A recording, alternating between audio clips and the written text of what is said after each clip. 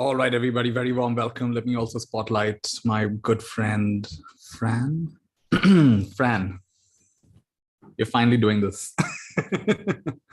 You're a few false starts.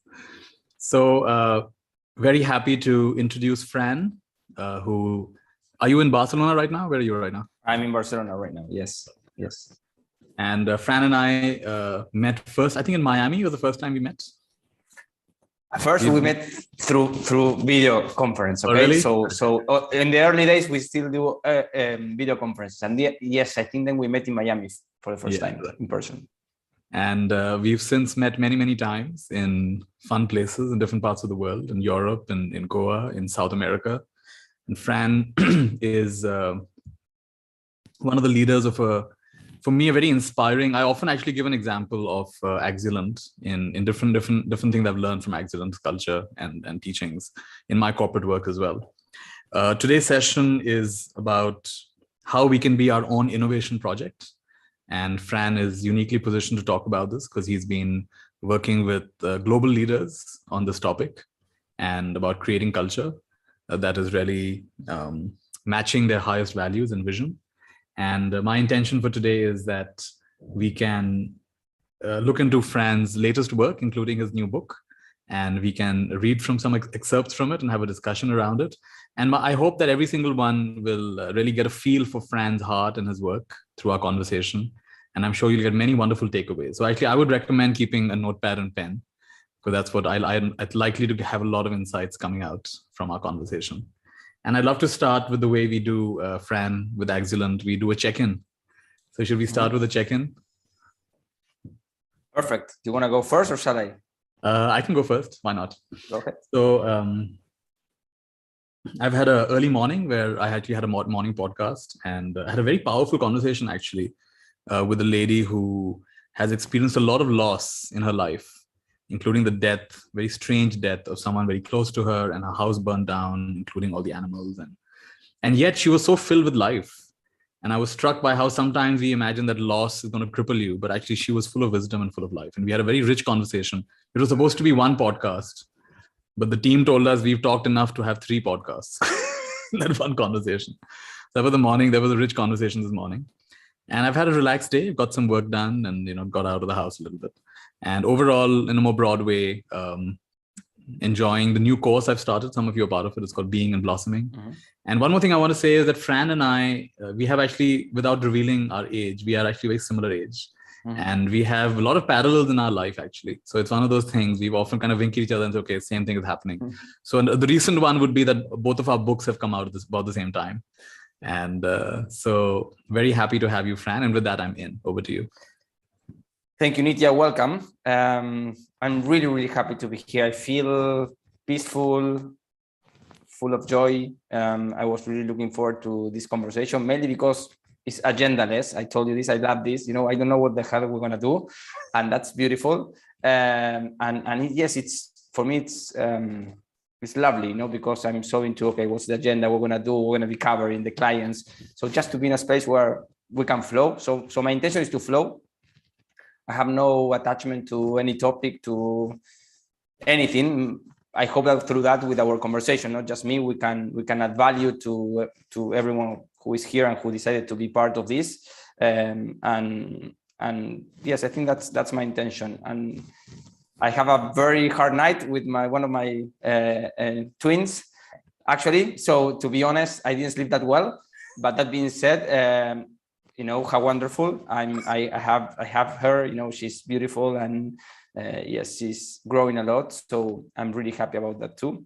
And yes, I actually was thinking. So 2 thoughts came to me. One is, yes, actually, for everyone to know, we are very parallel lives in a way. Although we are very different in a way, we are very similar. So we are both. So well, now you are very old. Okay, you are 44. I'm 43. For the next 3 months. Okay, so this is the time where I enjoy. To say you are older than me, but we were both born in the same year, very similar age. And as you said, we both wrote books at the same time, even without knowing that we were going to do it. And I also think we try to do very similar work coming from a different angle. And for the ones who read my book, I see many people here already, you know that Nitya is very present in my book because I think you have been a tremendous gift, for me to be my own innovation project, I would say. So you are very present, all across. Then I can share some anecdotes about that, because some people ask me, is that really true? Are you working with an ex-monk? Do you really mean that? In the corporate world, that's what some people ask me. So that's me, fully present, and yes, I'm here.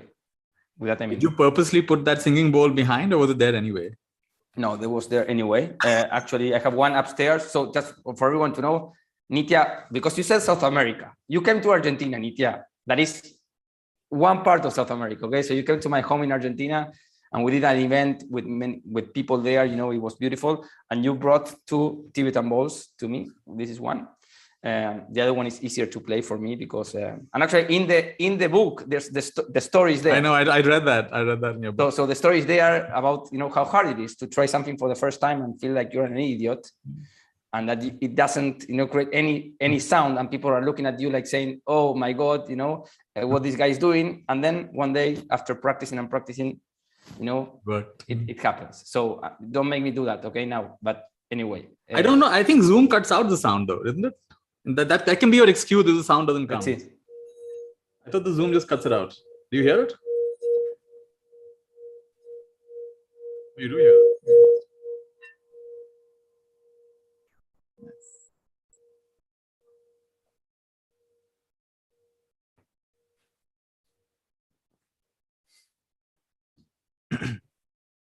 For me, the sound is it's just a nice way to, in my sessions when I play the bowl, it's a moment for people to just come back to themselves and just come into the experience of pure vibration. For many people who've never seen a Tibetan bowl, singing bowl, it's quite fascinating for them. They don't know how can sound just, you're not even striking it, you're just rubbing it.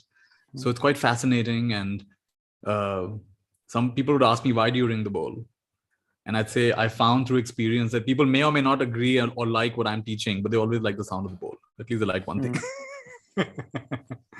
And it's kind of, for some people, it really puts them in a deep meditative state. And when I give these sessions, then it's not unusual that out of the 5 people who come to talk to me, 1 or 2 of them just want to ask about the bowl and they want to try to play the bowl. So that's wonderful. Yes, that doesn't happen to me, okay? Because I'm not very good at playing the bowl. But anyway, I will get there one day. And one more thing I just want to say before we launch deeper is I really enjoyed our mate sessions together. And I don't think a lot of people here I see are from India. So can you give them a little introduction to yerba mate? Yes, I don't have any mate here. I have all of them upstairs, I think. Okay, but no yes, very quickly. So yerba mate is the thing, and I see that. Yeah, I'm gonna spotlight Clara. She has mate. Look, if you're from Argentina, you always have some mate around. Yes. So Clara is here. Hi, Clara. Hola. Hi. So actually, and I see that Lucia is here. That's why she's putting on her. So that's a mate. And actually, Clara, the yerba mate is what you have inside the leaves. So she can show it to you. Okay, inside you put the leaves, and the mate is itself the container, let's say. Yeah. And I think the story, we did this in one of your sessions, I would say in India. Actually, my last trips I did on a flight, before the pandemic, was going to India to see you and many people who are here, the RIPA group, and we share the story. And in a way, I think the nice story about the mate for Argentinians and Uruguayans and Paraguayans, people who from that part of the world. Actually, I know that people in Syria and some other countries in Middle East also they drink mate. Is that for us mate is actually, I don't think we know why we intake mate. Okay, so we don't. Some people like it, some people not, but we just do it, and we do it. I think because it's when you are alone, it's a way to not to feel alone. So you are with something, you are drinking, you are connected, being present with the mate. Because you need to pour the water every maybe 5 minutes, you drink it. And then when you are with people around, it's a ceremony of sharing. Because now with the COVID, that's hard. But anyway, usually before that, we would just ask. It goes around, the board goes around, everyone drinks. We drink it, we drink it, we pour, and then we pour water, and then you pass it to the next person, and then to the next person. And it's like a ceremony. And in a way, the ceremony is when you're drinking, you listen to others, you don't talk. So it's a moment of silence where you are actually connecting with the mate and listening. And it's a moment, you know, and also one of the things that I love about a poem of mate that I share with you is that it's also a way to at least say thank you once a day. Because when you don't want anymore, you say thank you. That's the way to show that you don't want anymore. So it's a ceremony that I think it's a community building thing. So that's the mate. Lovely, lovely. And it's mostly, those of you who don't know, it's mostly leaves. Normally, when we make tea, it's mostly water with a few leaves. This is mostly leaves. Yeah, there you go. So you keep refilling, you keep putting small amounts of water, and then it goes around. And then the person who does it is called the matero. Is that correct? Is the El Cebador. El Salvador, right. Cebador, so the El Salvador, Cebador. It always goes back to the El Salvador. I'm going to write it. Yeah. I'm going to write it. Cebador, that's there. Cebador. So then they will pour it, and you're never supposed to touch that straw. It's called a no, don't do that. Don't do that. That's against the culture. So you're not supposed to touch that. You're just supposed to hold the gourd. And because there's the whole positioning of it. So after a while, they'll change the position of the leaf. They'll turn the straw around. So there's a big culture around it. And I found it a very beautiful way to connect. And they're the little string of connection that's going through the group. They're the kind of gentle focus. They're the gentle sharing. And like he said, when you're holding it, you're not supposed to talk. You just focus on drinking it. And it's got a taste which is somewhere between tea and coffee. And it's quite invigorating. It's quite a powerful drink. And actually, if I see some people here, like, so for example, Lou, if you can check for the poem of the mate, you can put it on the chat, okay, for people to understand what we mean by that while we have the conversation. I would really appreciate that. Lovely. If you can do it. So, that's Lucia there. Yes. All right. Can you show them your book, Fran? I can show my book. Actually, this is the Spanish version. Okay, because the English version is still only on Kindle, but in 3 weeks we're gonna have the printed version of the English one. So I'm very happy to also to announce that I'm gonna have it in my hands in the next, I would say, 2-3 weeks, in March actually. So the topic for today's conversation that we chose was how to be your own innovation project. And how would you like to start this off?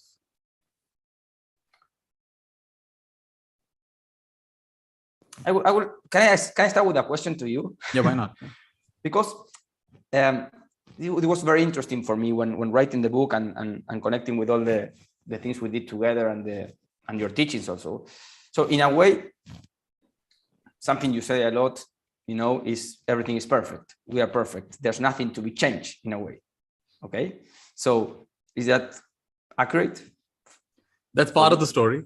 That's part of the story. Very good. No, so I would love to hear that from you. So because part of the story is that, you know, so everything is perfect, you know, nothing is to be changed. There's nothing to be fixed in a way. And at the same time, I'm proposing, yes, let's evolve. Let's keep going. You know, let's look for the next version, the next better version of ourselves. That's what I say. So when I was in a way saying, okay, I'm going to send this to Nitya, I was thinking, what Nitya's going to think about this? You know, how are you going to connect the dots? So that's my question to you. Yeah. So for me, the full thing is everything is perfect and everything can be joyfully improved. And that's kind of the paradox, that at one level, we are whole and complete. But at the other level, we are constantly evolving and growing at the same time. And it's also true that we can develop and we can grow and we can have blind spots. And so this is it's instead of saying I'm imperfect and I hope I'll get better, or I'm imperfect, I'll never get better, or I'm perfect and there's nothing for me to improve. For me, the best combination of that is I'm perfect, and I'm constantly. And in fact, that is one of the features of my perfection, is that I'm constantly learning, growing. I have very fast cycles of reflection and adaptation. And I'm very, very adaptable and flexible to whatever's coming up in my life. So to me, that's a combination of, in India, we say Shiva and Shakti. So Shiva is consciousness and Shakti is the manifestation. So the Shiva is perfect, whole and complete. And the manifestation is forever creative and iterating and changing and evolving. And so in a way, we are a combination of both of that. We are whole and complete, and we are like for example, a child is whole and complete. The child doesn't have to be a PhD to be complete. The child is already whole and complete. Child has many beautiful features. Yet the child can learn many, many things as he or she grows up. Or a seed The seed is perfect. When it sprouts, it's perfect. But at every stage, it's perfect. But also, there's more to it. That's the way I see it. Beautiful. Thank you. So now I feel more at peace. Okay, because now I think the book is, in a way, you said something. So two things that came to my mind when you were talking. The first thing is how we can joyfully improve. I think you said. Yeah. No. So I think in a way the intention of the book, or what I'm trying to bring, let's say, through the book, is that one of the things I found a lot in corporations, but everywhere, in my family, in myself, is that it's very hard to improve or to get better. So we create like a hard time for ourselves just to go to the flow of life, let's say. So I think the book, or my intention, is to invite all of us to go through life like an experiment that is going to always take us to the next level through whatever is going to happen. And that whatever is going to happen is going to take us to the perfect place. And at the moment we are there, there's going to be a new place to go, let's say. But let's do it in a joyful way. That's exactly what I'm trying to say. Because, you know, in a way, I think the story of my grandma is at the end, but actually in one of the verses was at the beginning, because what I was trying to share is how how we can make it really hard. And at the end, when we are, you know, those last moments, let's say stages of life, that we don't know when it's going to come. So if everything goes well, we're going to grow old, and then we're going to die. But maybe it's going to happen tomorrow. We never know. So how we can, in a way, live our lives in a way that we joyfully learn from every experience, and we can connect with the perfection of what it is. That's the intention. I think I approach it in a different way than the way you would do it. That's my story, because I think that first I go into let's connect with our best, let's say, better next version. And then at the end, I'm sharing, but let's do it from a place of kindness and gratitude, you know. I think you will start with the gratitude and the kindness and then go to the next thing. So, but those are my thoughts, I would say.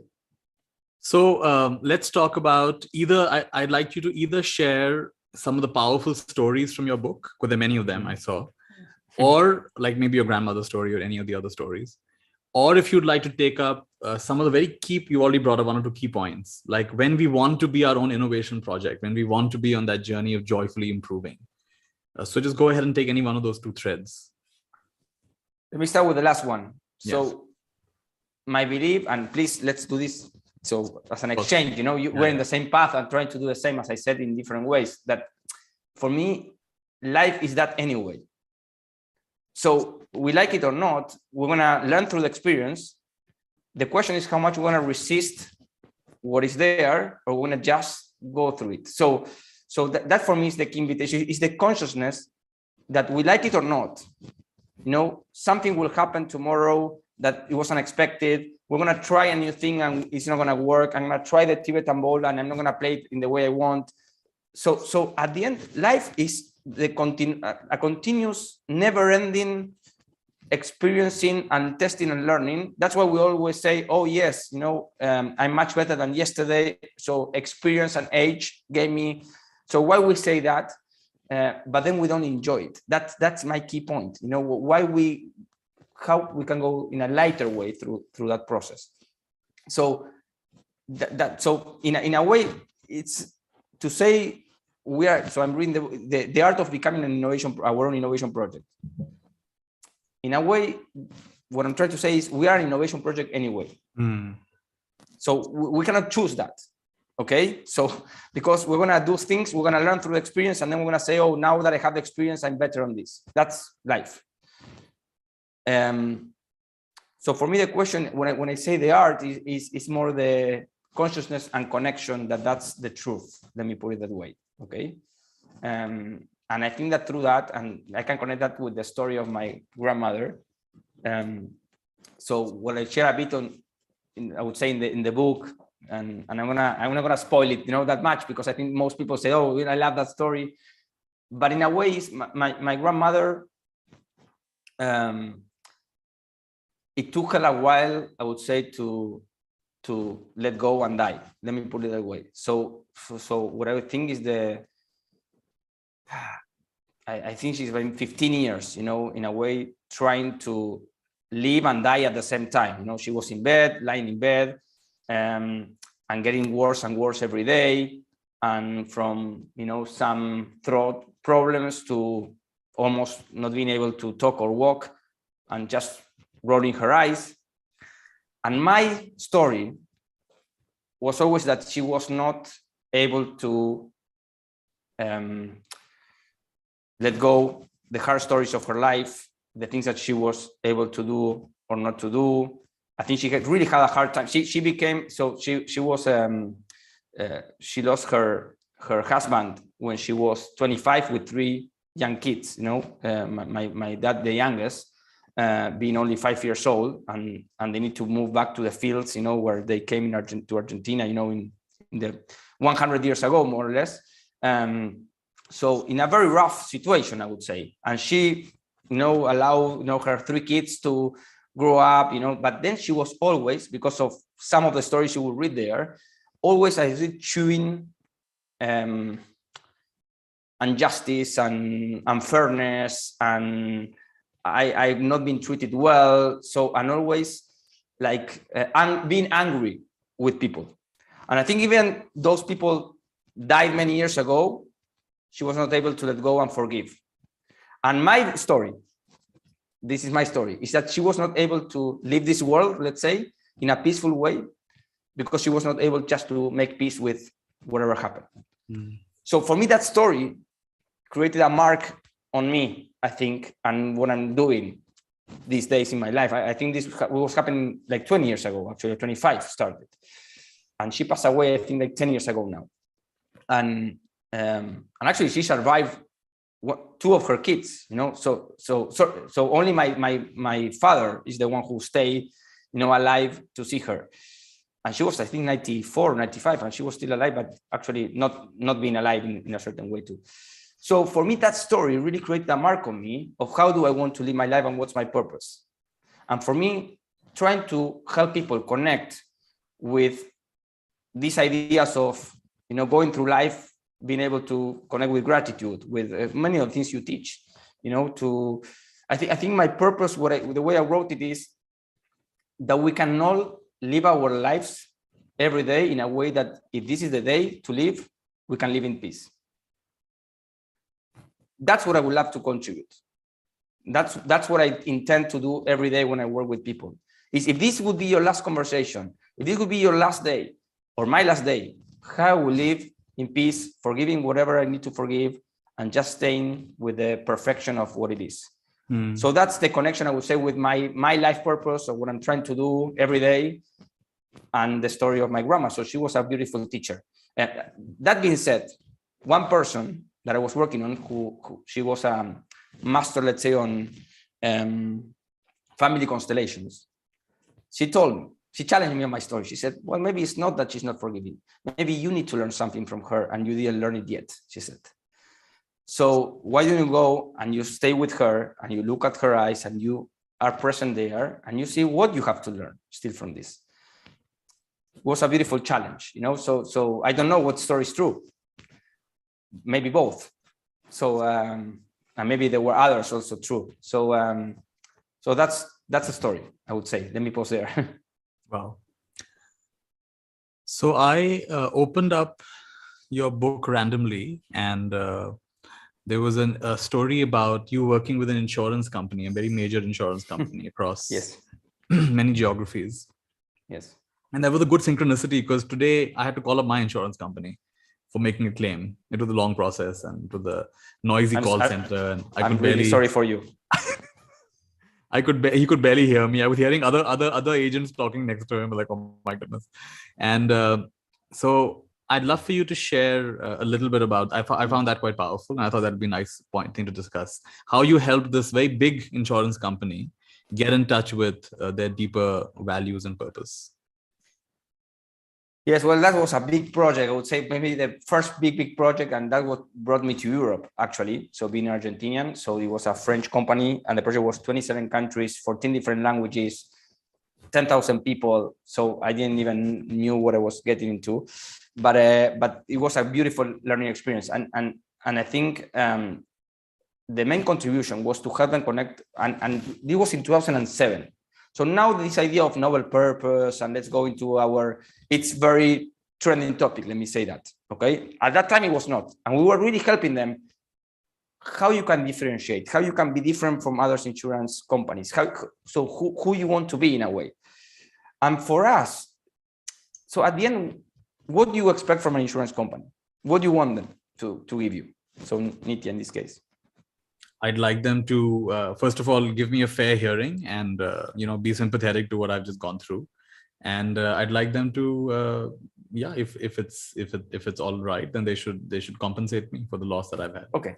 So in a way, it's peace of mind. Is that they will take care of you when something bad happens. That's what we want from an insurance company. That's what insurance means in a way. So you're gonna take care of me when something bad happens. But what usually insurance company do? That's not what they do. They usually then go and they fight against you and why you. So no, let's go into the small letter. So I'm not sure we got there, but in a way, the intention or through the culture work we did, we propose having a conversation and really deep conversation on who you want to be for the world. What's your main contribution to the world? What you as an insurance companies are trying to bring. And if the case is that what you're trying to bring peace of mind, actually that was one of the outcomes, and that you are going to take care of the people when something bad happens to them. The way you are interpreting, the way you are reading your own policies might need to change. And I'm not sure they went all the way, I would say, but at least I witnessed some conversations where at least with more consciousness, they need to decide. I always remember this story that I think was in Belgium. We were running a workshop with some of the leaders, and the discussion was, I think the case was, someone was paying the insurance policy for like 10 years, and they were 1 month before. So it said that if you pay for 10 years, then you access this if this happens. It was 1 month left, and that thing happened. So he didn't cover the 10 years. So the question is, what do you do? Because it was just 1 month, maybe. And at least they were having the conversation. How do we take care of this client if we really want to create peace of mind for all our clients through this?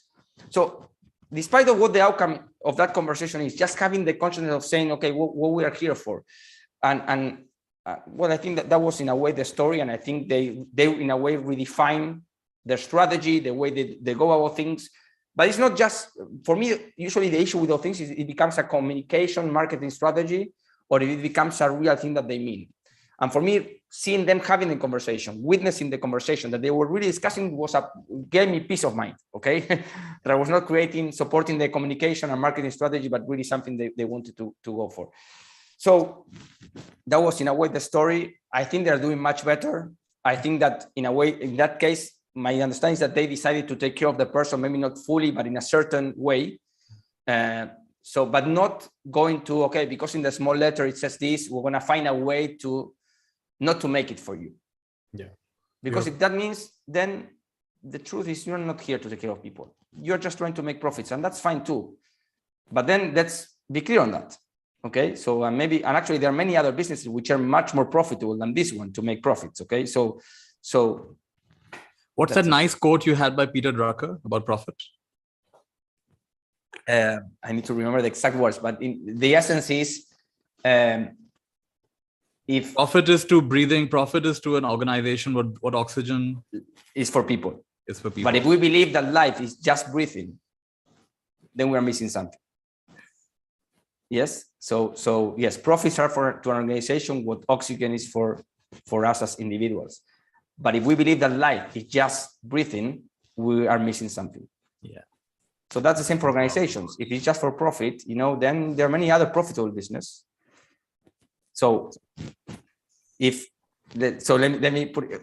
Okay, so Dolly, go to the book. Okay, so now you need to buy the book. That is there. No, so no, the quote is more or less like this. You can check it, but it's like profits are to organizations what oxygen is for human beings or for individuals. But if we believe that life is just about breathing, we are missing something. That's the essence of the quote. Okay, I don't remember if that's exactly what it says. And I think that many companies, sometimes they forget that they were created for a reason. And the reason is not at all just profit.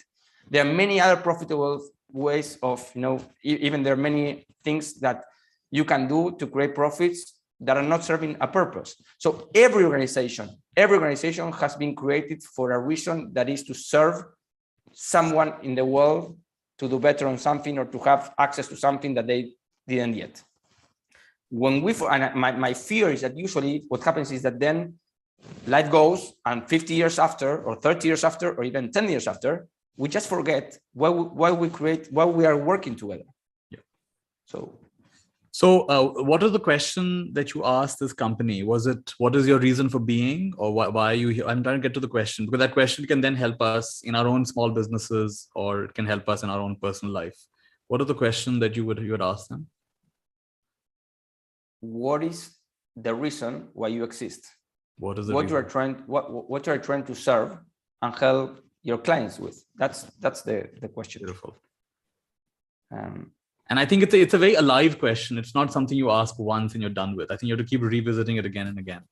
Yes. And I think, like you said, sometimes it's a challenge, because you may have a very lofty, noble aspiration, but then to bring it into your actual day-to-day life can be a challenge. But to have the conversation, that itself keeps you honest. And now, Nitya, let me connect this with something you shared with me. There's a video of this out there. So that is your purpose in a way. So I remember that conversation. I put it on the book also, because that inspired me to reconnect with my purpose. Mm-hmm. But it's actually the same, because if we can connect with what we are trying to bring to the world as individuals too, then everything we do during the day, we can align it to that much more. When we forget about that, we can do many other things, but we are not aligned. I always remember that you said, I want to learn new things, I want to practice them, and I want to share them. Was that? That's yes. One of the versions. Yeah, that's one of the versions. One of the old versions, maybe, because but I remember that now you can share it with everyone, whatever better version of that is. But I always remember that, because then you told me at that time then everything is an opportunity to learn something, to practice what I learned, and to share it with other people if I find it valuable. Yeah. So then, for me, that is a very good way of becoming an innovation project, because it's a way to say everything is an opportunity to learn, to practice, and to share. So that stood with me. That's. So can we ask this question now to everyone attending? How would you articulate it for each one to think about it themselves? How, like you just said it for companies. How will you say it for individuals? Your question.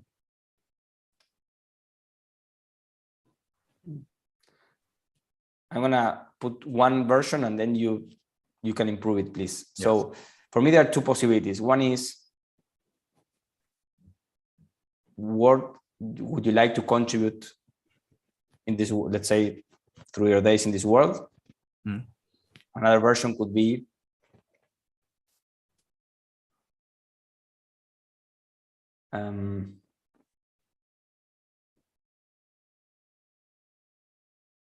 what makes your heart sing, So what makes your heart sing, or what makes it smile? Yeah, great. Yes. In fact, there's a nice combination of both the questions.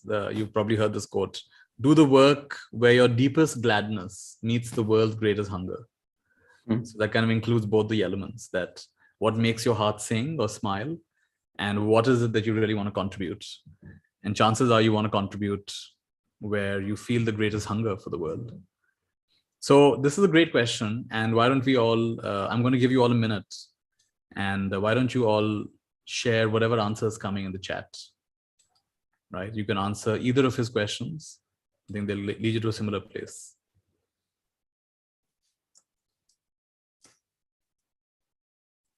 And then I'll of course share my current version of how I see what my work is about. But I don't want to share it and influence people. So let's be quiet for a bit.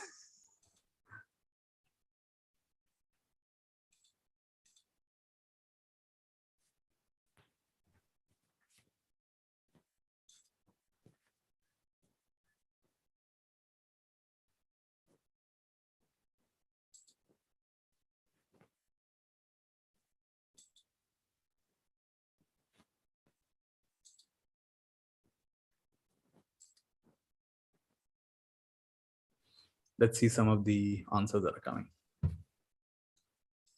Bringing a smile joy and hope to people, says Dolly. Mhm.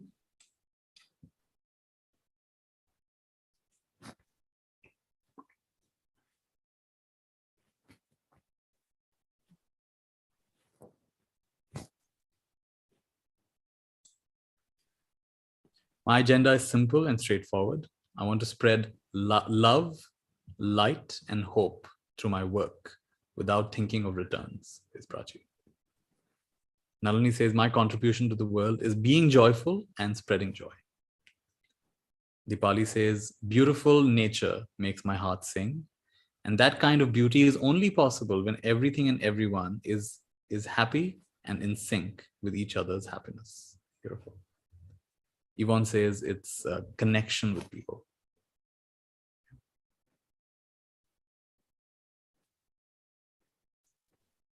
Spreading love and compassion. What's your version, Fran? My version? Yeah. I'm going to write it. Okay. Okay, so it's there.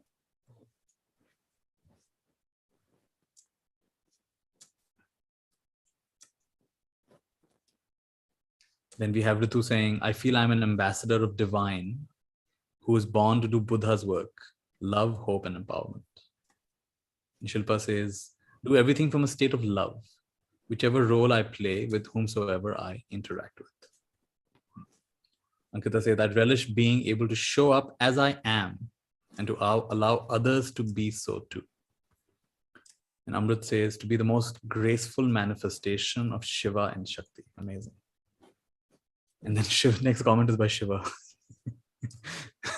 Ahimsa. Ahimsa in thought, word, and deed. Ahimsa, Fran, means non-violence. Non-violence. Nita says, making learning enjoyable. And Rai says, to revolutionize art education in India and the world, to make art the same level as STEM subjects. I think science, STEM is something in maths, isn't it? Yeah. Would like to teach both happiness and pain. Like both happiness and pain are important. Embrace both. Very good. So Fran's is to help people live fully so we can leave this world peacefully. Whenever that happens, and yes, it can happen right now. And actually, I put then life fully for me equals being at your best, being the best version of yourself at every single minute. And that's the intent. I love that. Mine is to plant an incorruptible seed of awakening in the innermost being of those who come across me or my work. And those who already have that seed, then for that seed to be nurtured and for that seed to come to full fruition. So whether or not I'm actively teaching or trying to teach or anything, I would like that by my very presence, by my very being, it is planting incorruptible seeds of awakening in the hearts and minds and beings of people. That's my version. Beautiful. And Nitya, let me make one comment, just good example, for example, from Yvonne. Hi, Yvonne, great to see you here. And actually my RIPA 7 group that I see many people here from the group. That is, okay, let's say connection, okay, or let's say that we want to spread love and compassion. So I think so then the question is how in every single situation we can be the best version of ourselves, bringing that back to whatever situation we are in, even when it's a hard one, even when it's, I don't know, when we are being, even when we feel attacked by someone, you know, so how can we reconnect with our, I'm not saying that's easy. That's why it's a journey of experimenting and testing and going, as you said, to our consciousness and, oh, I didn't do it in a way I feel proud of myself. So how I can make it better next time. So that's exactly for me, what an innovation project means. And that's also why I say that there's no one size fits all. So I think we all have different intentions. We might all have different ways of doing what we would love to bring to the world, and that's perfectly fine. But what we have in common is the possibility of experimentation in a joyful way. That's invitation. I want to bring you back to something you said earlier, which I think a big part of your book is about. Like you said that, like you said, your book is called Be the Change. And you mentioned how change is actually really hard. So now give us some insights from your work with individuals and leaders and organizations. So we want to be our innovation project. We've already come up with a very powerful statement for ourselves. Most of us have. Now, how can we deal with our own limitations and inertia and postponement and all of that? How can we actually, what are insights you can give us for creating powerful change?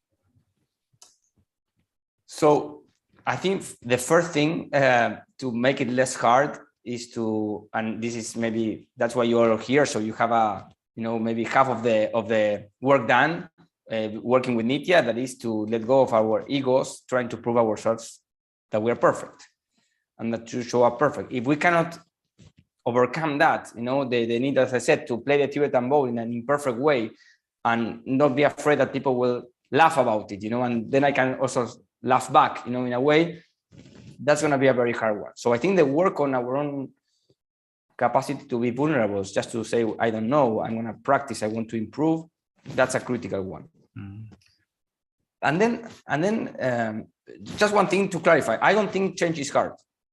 I want to clarify that. I think that's a statement we make to say that this is hard for me. Okay, so human beings, we are the species who change much more than any other species in the world. So every time, and we just have many examples of ourselves adapting, changing, so we can do it. The thing that there are some things that take more discipline, let's say, and effort and consciousness on how to do it. Yes. So here I'm not talking about all the things that we can adapt and change very easily and quickly, that we do that almost every day. Okay, so the pandemic is one example. So we change the way we live our lives, the way we communicate, the way we connect. That doesn't mean that we like it, but it means that we adapt it. And that's a way of changing. So for me, and I'm going to put an example of something you introduced to me. That is, so the first thing is the ego. We need to let go of that. We need to or at least, so for me, there's a bypass, let's say a shortcut or a way to trick it is that let's connect our ego to being happy when we learn, okay, when we experiment. So that would be a way to go there. So even if we cannot get, that's what also what I share in the book. I put your example and you say, okay, let's dissolve the ego. Well, some of us, maybe that's going to be harder to get there, but at least let's connect with the right reasons to be happy, let's say. And just for all of you to know, Nitya have the 4 types of happiness are in the book from Nitya. So coming from Nitya. The other thing for me is that whatever we cannot change or whatever we cannot evolve to is because we have habits that are hindering us from making that happen. So we need to create habits that are aligned to what we want. So let me give an example. You introduced to me the water therapy. Yes? So yes. Do you want to share what it is very quickly? So everyone knows? Water therapy is just being well hydrated. So if you start your day by drinking water and just making sure you're well. Of course, there are different schools of thought. Some people believe we should get our water through our food, which is also right in some ways. But for many years, I've practiced just starting the day by drinking some water and being some well water. hydrated. No, how much? So I drink 3 to 4 glasses of water. Okay, so when we started this, when you it was almost a liter. I remember it was like 800 milliliters, so almost a liter, which is hard, So when you are used not even to drink water, it's hard. So let me show you how actually this worked with this example. So I said, okay, I want to try this because I always remember that you said, what's the worst that can happen? You are drinking water, so nothing bad can happen. But what the science says here is that you have a lot of upsides, this and that, blah, blah. And actually we took it to some clients, okay, together. So some people who are actually here, so they heard this from us in one of the workshops. So okay, perfect. Now the question is, how do I do that? I said I want to do that, but then I wake up every morning and I remember you said that needs to happen before you brush your teeth, before you eat anything. You have 45 minutes before you can eat or drink something. Yes, yeah, accurate. You have a gap. Yeah, that's true. I said, yes, let's do this. Great idea. Day after, I go to a loo, I brush my teeth, and I have breakfast. Screw up. Okay, it doesn't work. Why? Because habits are there for a reason. So in the book, I describe the economy of the brain, all the things that make us just do the same things that we were doing for the last 10, 15, 20 years that actually are not conductive anymore for the change I would like to create. Do you see my point? So So then that means that I need to create habits that are going to help me. So, okay, what do I do? And I have like 3 or 4 things that I always say, and I'm going to apply that to this case. One is put in your agenda. Whatever is not in your agenda, so this could be even, agenda could be, I have let's say the alarm clock, and 1 minute later, I have something that pops up, that's my agenda, let's say, and says, you have a meeting request with yourself to drink water before you brush your teeth. So that's put in your agenda. But if it's not there, and for people who are really busy working, it's not going to happen. So if you say, oh, I want to pause and meditate for 5 minutes every day. Okay, put in your agenda. If it's not in your agenda, it's not going to happen. Yeah. First thing. The second thing is find a coach. So meaning someone can help you. Could be your partner, could be a friend, could be a teacher. Someone can help you. Help you to do what? To let you know when you are not doing what you said. Okay, so but that the ego needs to go down, because you need to give permission to someone to call you out. I always share the case. I'm gonna come back to the water. Okay, this is very funny. So I usually take the train to Barcelona, Madrid, and I buy the ticket to I buy the one that you go in the car that is no talking, silent one. So it's my 3 hours of silence. I love it. But usually 95% of the time, some people are speaking. Okay, so then I get there. I was just about to say that's a lot of discipline. Like it never worked. But you have all the other cars that you can speak. You can go outside the car and you can speak. You can do whatever you want. But there, not noise, not music, not mobiles. Okay, beautiful. And then there were 2 people speaking. I remember we're in a 4, we are like 4 seats. And then I told them, like after 2 minutes, sorry, this is silent car, just to remind you. And they look at me like, what the hell, And then I was thinking, I didn't bought your ticket. You bought the ticket for this car. So I'm just reminding you of what you agreed to. So why you are, in a way blaming me for what you decided. So I'm just bringing up your consciousness so that in a way is your coach. The problem is that when we do that, we get annoyed with the people who are reminding us what we said. So that's part of the problem we need to overcome. Okay, we need to smile to that and we need to say, thank you. Thank you for reminding me what I said I want. Okay, so that's the other one, find the coach. And the third thing for me, and I'm going to go back to the water therapy thing, is 1% better every day. Yeah. So, and we work on this together, and it came from you, it came from Atomic Habits and many other places, So science says this is not a 1 to 100. This is a 1 to 2 to 2.3 to 2.7. But after 100 days, you are much better than before. And this is a complete progression over perfection. That's the game. And our ego is telling us that when we declare something, we want to be perfect tomorrow. So that's why this is the connection back to the ego. So the only way out to that is to really go into 1% better every day. And there's another concept from James Clear from Atomic Habits that I know you recommend too, that I love, that is never miss twice. So what it says is, if you are going to go for a run every day, 30 minutes, or you're going to eat well, whatever you consider well, every day, and you miss it today, you cannot miss it tomorrow. The worst thing that can happen is you are 50% better in some months from now, because you did 50% more instead of quitting because you didn't do it today. So that's the way. Now, let me go back to the water therapy. That is, what did I do? Was I put the bottle of water on top of the loo. Okay? So I can remember what I want the night before, but not when I'm not awake, let's say. Okay, so I put it there, so I know that the first thing that I go there, that's the thing. And that's another thing that I think James Clear says, that is availability. Okay, you need to create the right availability for the things you care and the things you want. So if you want to eat well and you store your fridge with all the things that you wouldn't like to eat, then that's gonna be a problem. So that's, and that you can even connect it with the ecosystems, the people you have around, the places you belong, because are they conducive to the things you would like to do in your life? Or are they gonna create a lot of incentives for you to do something different? So with the story, I think I share a bit of the tips, but and there's something that I also share in the book, that is, there's so many books with tips on how to become perfect, how to do this, how to do that. That's what I try to avoid all the time in the book. So if I'm sharing some tips, it's because these are the 4 or 5 things that in general, most people told me, and I experienced that it works, and they're very simple. Put it in your agenda, allow someone to help you, to let you know when you are not doing it. 1% better every day. That's the concept, never miss twice. And with that, you are on the way of practicing becoming your own innovation project. Amazing. I want to ask you, because I also find you very inspiring in this way, Fran, because I've traveled with you and I've seen how, consistently you exercise, and, you keep on top of things, and you're managing so many, consultants and complex business environment. And you have 2 kids.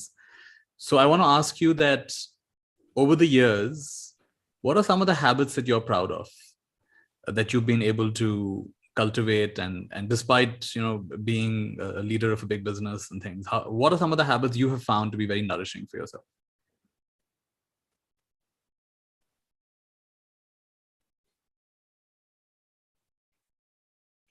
I think one is always making sure that I'm formally trying to learn something new, or I'm signing up to your course, or I'm signing up to something else that is going to put me at least into every week having a place where I'm learning something new. That for me is a habit that I found that it helps me, always feeling that I'm nurturing myself in that sense. These days, what is the big thing?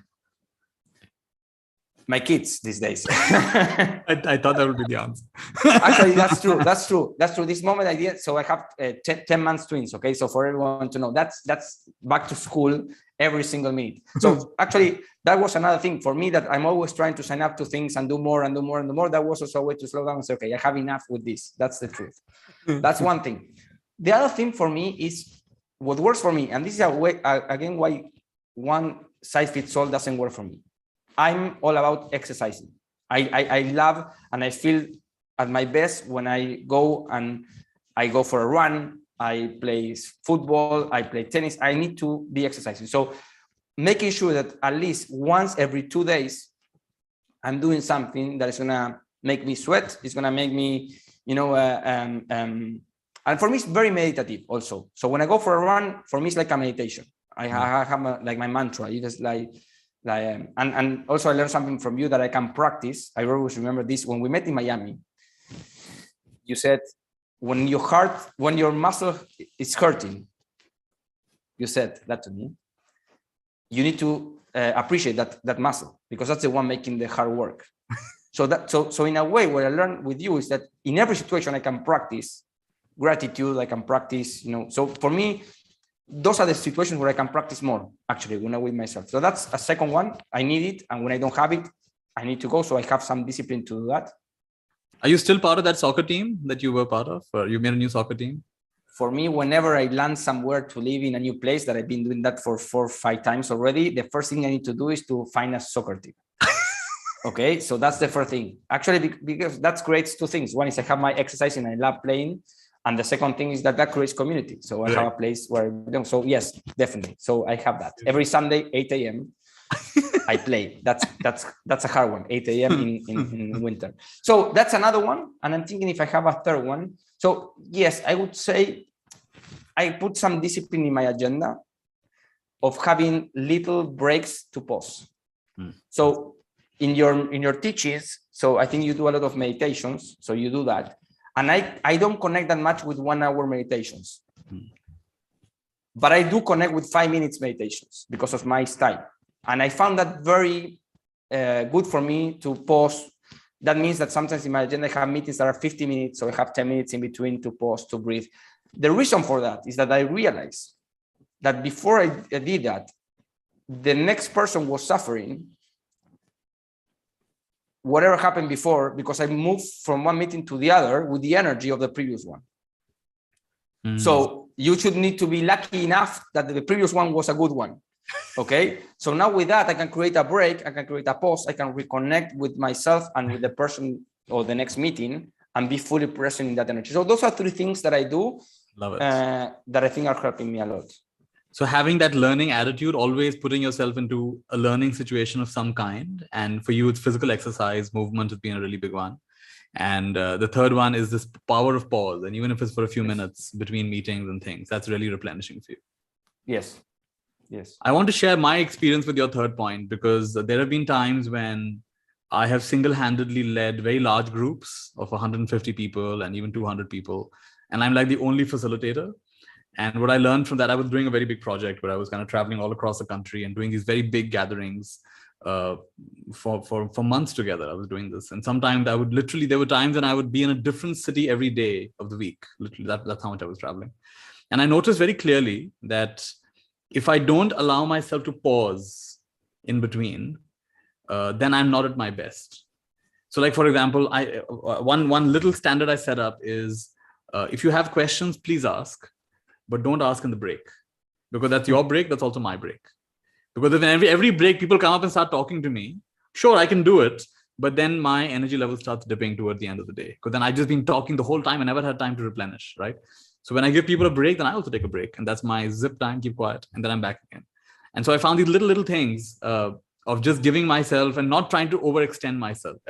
And if I felt I was talking too much, I'd shift into a meditation, or I'd shift into some interactive exercise where they talk to each other, and just give myself, just being tuned into myself. So I think it's so important. And today, these days, where so many people, their work is just meeting after meeting after meeting, from morning to evening, just meeting after meeting. I think what you've said is, instead of having hour-long meetings, you have 50-minute and actually question why should you have such a long meeting? Can it be done in less time? And then can you take a pause in between? Can you replenish? Can you do something that's energizing for you? Yes, definitely. Actually, agenda management is one of the big issues, and I help a lot. And I'm very disciplined, try to be very disciplined on that, for example. So, because whatever is in our agenda will happen. And the question is what we have in our agenda making us be the best version of ourselves or not? And I think, let me tell you something, 95% of the time, I'm playing with the 95, it could be 99 or 100, that I ask people, is the way you have your agenda creating the best, bringing the best of you? People say no. So, and if I say, repeat that question, it's a great question. Repeat it one more time. Is the way you're having your agenda? Is the way your agenda is showing up, for your normal days, the best way for you to bring the best version of yourself? Powerful. 99% of the time, the answer is no. And when I ask, usually the exercise I do is, can you design the perfect agenda? And what I found is that 99% of the time, all agendas are pretty aligned. What people want. For example? So people want not more than 2-3 hours of meetings or calls on a row. Then they want a pause. They want at least to have 1 or 2 hours so maybe 1 hour in the morning, 1 hour in the afternoon to pause and think and have time for themselves. Everyone wants to have something to exercise or to do with their body at the beginning of the day or at noon or at the end. Everyone wants an hour for that. And everyone would like to have a time to stop and to pause, to focus on other things, family, etc. That's it. When you go, agenda is 8 a.m. to 8 p.m., meeting, after meeting, having lunch like this. And then, so that exercise is very powerful when people see that. And they say, but it's not the company or even yourself. I'm talking that you need to bring the best version of yourself so you can add value, do this, yes. So then the video and the audio doesn't match. So can we talk about it? Can we create a different conversation to create that? So tell me a little bit, because the most common example I share from Excellent culture is the check-in and check-out in all meetings. And just to give everyone, my version of that is that you start every meeting by humanizing it and say, okay, so how are you? Not just how are you, but how are you? And so people have a chance, at least a minute or two, to share how's their day going, how's their time going, how are they feeling, what's going on, just a little bit of connection. And we end every meeting with a checkout, which is, okay, so what just happened and what worked and what didn't work and what do you appreciate and what were some of the magical moments? What are the takeaway from that? So that's something I've learned to really implement in my own meetings from Excellent culture. Can you tell us a few more things from Excellent culture? Yes, just because some people are leaving, I want to share that we're going to do a raffle for some books. So if you want to participate, the link is there and the keyword is Nitya, of course. There couldn't be other way. So I think March 6th, we're going to do that. So that's perfect. If you want to participate. So they can click on that and they can use the keyword, and then yes, 5 lucky people will get your book. Yes. Amazing. And the other ones, you will need to buy it. Okay. That's the other thing. So, no, we will find a way if some people want it and whatever, we will see the way. So what was the question? My question was, tell us a few more highlights from Excellence culture over the years. One more thing I want to say about this company is its focus is on creating conscious business. In fact, one of the books which launched the whole thing was called Conscious Business. Mm-hmm. So I would love to ask you, what are some of the other things which you do normally as part of Excellence life that is very nourishing and powerful, and over the years has been really critical? Well, I see some clients here. They can also talk, so I'm going to put them on the spot. If you want to share anything, they can, to see something we add value with. So if I would say one, and then I check if someone wants to talk. For me, there's something that I love that we do inside, of course, with ourselves and with clients, is something that I call the undiscussables. Okay, so doing an exercise to really help people put the undiscussables, let's say the things that are hard to talk about, on the table, and really helping them have a way to deal with that, because those are the things that are creating most of the constraints to connect, to talk. And usually the undiscussables are stories that we have in our mind that we make them true, although they're just stories, going to some of your teachings, So I always remember, and I share this, wisdom is not believing your own stories. Okay, so in a way, when we can put them on the table, then we can, in a way, talk about it. And whenever we can talk about it, everything starts changing, because we put the stories. Could be like things like Nitya, is always X, whatever that is. So it's a statement of truth that is creating tension. And because I believe that story, then I cannot talk to you. I cannot give you feedback. I cannot do this and that. So that would be one exercise that I recommend, in a way, to all of you. If you can actually do that, even in your families, with your colleagues. Can you give a quick example of an undiscussable, just so it becomes more real for people? Like, give one example, either from Excellent or some client that. Yes. An undiscussable could be, let me put out something. So because of my roaring accident being almost, from the beginning, hierarchy, it could be whatever Fran requests, we all need to do it. So then people are not telling me that. So I don't know that that's how people feel. And then that's what they do. And then other people are saying, we are not doing what we are supposed to do, because when Fran makes a request, we'll believe we need to do it. And then some other people might be thinking, I have a role, and when I ask for something, they don't do it. Some other people don't do it. So when it's so that could be an undiscussable. Right. So then, unless we put it on the table, and because that could be a blind spot for me, could be so, because this is the other dynamic. If you don't put the undiscussables on the table, is people believe the stories, and everyone start behaving and talking about it without the person really knowing. Wow. Yeah. So then that's a hard one, and that happens in all communities. If you can think about this, if you can start thinking of yourself. We all have stories that we make them true, and then the person. So let me give another practice that I think is going to be very good for this. If someone comes to me and talks like of a problem or an issue with you, a discipline that I need to have is I can listen to you, so you can share the pain, but I don't believe your story. Not because I don't make you true. I make you true for your story, but I understand that's your story. And then I would not treat someone else based on what you told me. That's very important. That's a very disciplined thing. So, because if not, you say, okay, so let me choose someone. So Atimash is like this. And then I start building a story in my head. Okay, so then when she comes to me, so I'm going to treat her based on what you told me. Yeah. Very different is to say, okay, Nitya, I hear you. I understand. What do you want? Can I help you in any way? Can I be of support? Do you want a coaching? Do you want this? Do you want to talk about it? Let me tell you, I'm not going to, in a way, treat the other person based on what you tell me. So that's another very, I would say, good practice that Great. I love this. And I think especially in intimate relationships, we should really implement this to talk about the undiscussables. And yes. It may in the beginning it may be very difficult, especially for years you have not talked about. That's why we have a job, because it's difficult, so we need to help.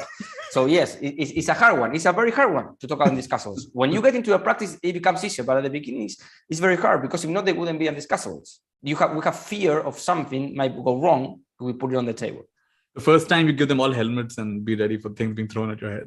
Talk about the undiscussables. What are some of the other things from? Did you want to ask the other people here who know your work? No, if anyone wants to share, they can share. I don't know if anyone have any good experience. I don't know if Lulu wants to share or Clara wants to share or some of the others want to share their experience. I don't know who else is here. See who else is there. Let me put it on gallery view. Lou, you want to share anything? No. Yeah. Oh, let me help you unmute. Go ahead.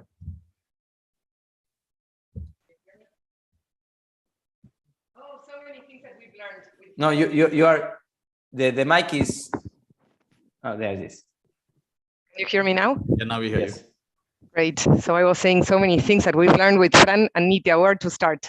But a few I think I could mention is one for me is the power of conversation, no? Because for the most part, we do work through meetings and through talking. And so if we get better at talking and meeting, then the whole work gets better. And so within that and having better conversations, we learn with Fran things like, for example, you were talking about stories and how we have stories. And so you taught us how to check on those stories, how to distill what's really important for us into that, and checking on our understanding with simple but very powerful techniques as, for example, sometimes reflecting back. This is what I'm hearing. Is that what you were trying to tell me? Mm-hmm. No, actually I was meaning something else. And so you check understanding. Another thing that you taught us, Nitya, you mentioned the check-in, but for me that has been a critical one. And it's not just to, because we share maybe some personal thing, etc. It's also about driving effectiveness, because I learned with Fran and with you that it's very hard to engage into any content conversation without having the proper connection and context. So this idea of like connecting before context, before content, I found that super, super powerful. And then another one for me is it's the power of integrating, no? Like when we work, for example, with Fran in P&G, and we talk about our different like dilemmas, our apparent dilemmas, like for example, just to give an example, no, in the space that I work, which is talent, but okay, shall we hire people from outside or shall we build people from within? And it seems like a contradiction. And this invitation to integrate and transcend for me has been critical, because most of those paradigms are actually just in our mind. They are like a seeming contradiction, but they are actually not. It's both things can be true at the same time. And if we can integrate and transcend, like the thinking and the action, that changes everything. So that's a few of them. Amazing. Thank you, Lou. That's a phrase that Lou usually tells me, that I always say that both things can be true at the same time. And for me, that plays also for the different stories we have when we engage in a conversation, a dialogue, an argument. So because usually both things are true at the same time. You have a story, I have a story, you have a understanding, I have mine, and that's completely fine. The question is, and I think the reflect back technique, which is more than a technique, is a way to show that we care, that we understand, that we listen. And if we're missing something, then the other person can say, yes, there's something that I don't feel heard about. Okay, that's perfect. So I think that's a beautiful one. Yes, thank you. Thanks, Lucia. My pleasure. And I don't know if Clara, we didn't work together. I don't know, Clara, maybe she got something from the book because I know she read it, but she's a friend of Lou, I think. So she's a friend, all right, great. And Selena Lotito Selena, Celi, anything you want to share? Let me help you unmute if you want to.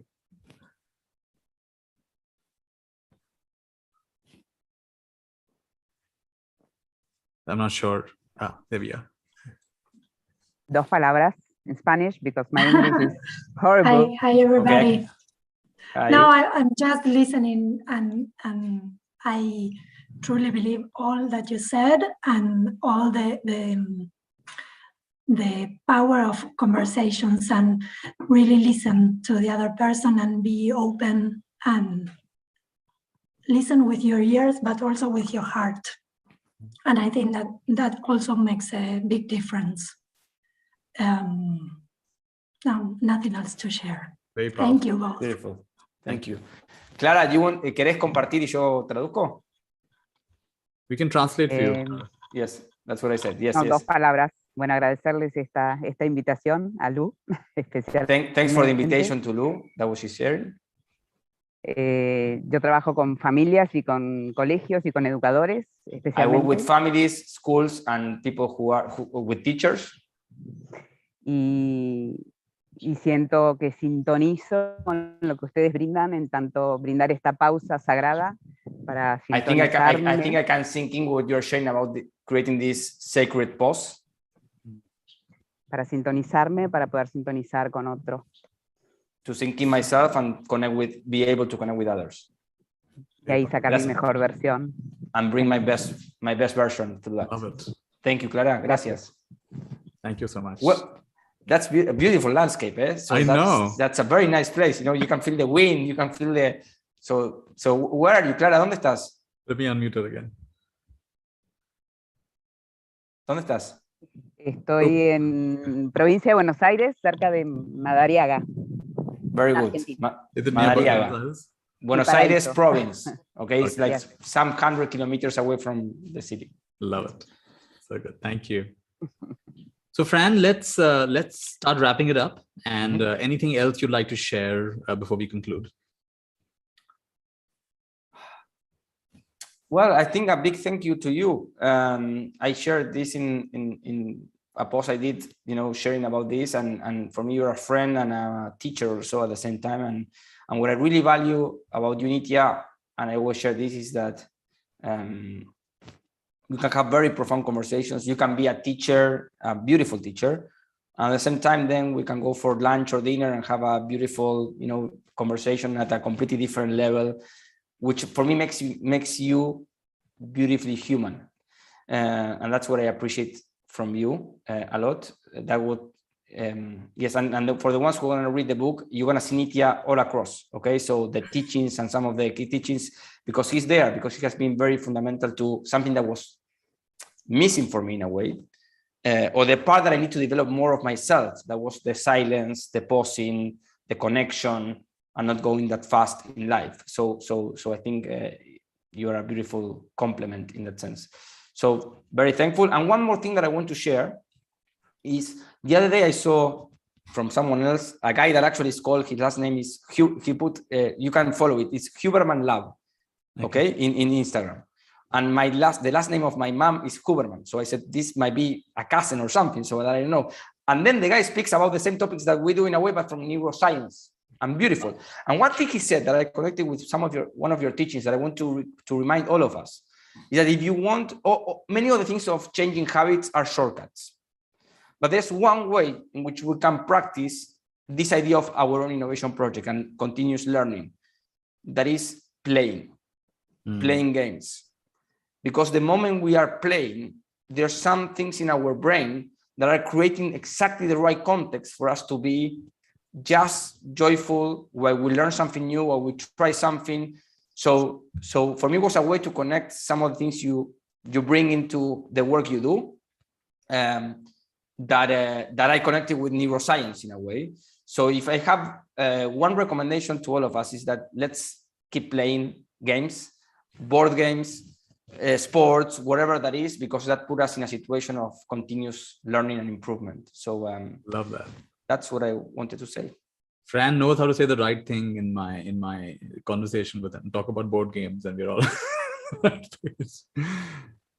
So I just want to say that I'm really happy. Also, I'm happy not only with our conversation. I'm happy to see so many faces from our Rigpa course. We have Lulu here, we have Graham here, we have Mosumi, and Amit is here. So many of these people have been on a 3-year journey with me, and longer than that in some cases. And we had a 3-year intensive, 3 years, 3 months, 3 days. And I feel Fran has really begun to live many of these things, and he's brought it into his work, he's brought it into his book. So as we check out, I'm just feeling very warm-hearted with our conversation. It was agenda-less, and yet I think we were able to remain true to our topic, more or less. And we've covered some, I think everyone who was leaving also was thankful that, oh, we have a call, we have to leave. But everyone seems to have gotten something from it. So thank you so much, Fran, and look forward to meeting you soon and giving you a big maskless hug very soon. I hope, thanks again for hosting this. And in a few weeks, we need to do the same, but the other way, because I want to host you for your book. Okay. So mine came first, yours came late after. So we are celebrating your birthday first, mine after, and then we do this. Okay. So love it. Thank you. And thank all of you for the energy. So just reading on the chat, seeing the beautiful energy that it was a 2-year process, very intense in the middle of the pandemic, having twins, so for me, feeling the reception and the energy that the book is creating is lovely. Not because it's perfect, it's because it's just what I was able to create. So thank you. It's amazing that the same year that he had 2 twins, he's given birth to a book as well. It's quite unbelievable how he's done that. So fantastic. Just going to unmute everybody and you can say goodbye. Fran, you can also unmute. Hi, Fran. Thank you so much and Thank bye. you. Bye. Bye. Thank you all. Thank you. Bye. Gracias. Bye. Muchas gracias. Bye. Thank you. Graham is Anita. there. Bye-bye. Take care, Fran. Take care, everybody. Good to see you all. Good to see you. Ciao, gracias. Muchas gracias. Bye, Paddy. Thank you for everything. We have to have a nice mate session with everybody soon. We will. Let's connect later, okay? Yes. Bye to everyone. Thank you. Participate in the raffle if you want. Goodbye. Bye. Yeah, the raffle. Please enter for the raffle. Bye. Take care. Let me actually copy that link of the raffle, then I can share it again.